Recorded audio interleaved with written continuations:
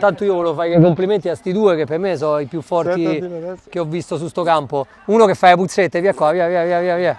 Loro sono proprio... Ragazzi, io lo dissi una cosa, noi siamo le due squadre arrivate in finale, ma lo spirito del torneo deve essere come il loro e il nostro, perché è un torneo Veramente, dove si dà tutto in campo, però c'è sempre fino a un limite, perché il giorno dopo si lavora. Ho visto, siamo tutti una famiglia, cioè, abbiamo visto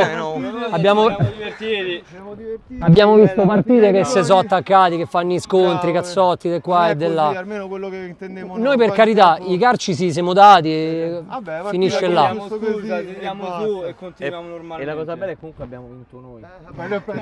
Adesso ti mi ha dato adesso la domanda a fare migliore intervista che io abbia mai fatto, a mani basse. Possiamo Possiamo stati fare bravi. anche tutte e quattro. Aspetta, fanno una Possiamo domanda. anche intervista a tutte e quattro. Intervista a insieme. quattro fa, ma dividi, poi dipende di iene. Ma perché il prossimo anno non uniamo in squadra e famo calciotto? Il prossimo anno, L'unica ecco fatto. l'unica Nel prossimo domanda anno ai seguiamo Roma. pretoriani Vai. è che ci avete creduto fino alla fine, avete segnato l'ultimo secondo. E che cosa direte ai vostri compagni a fine? Allora, io per la nello prima spogliatoio? volta ne ho perse dei finali, però posso dire che per la prima volta una finale abbiamo dato veramente tutto e ha vinto la squadra che ha meritato dal girone, che non hanno mai perso, forse hanno perso con noi una partita con noi nel girone, quindi sapevamo che era una bella corazzata e io sono soddisfatto di come è andata la finale.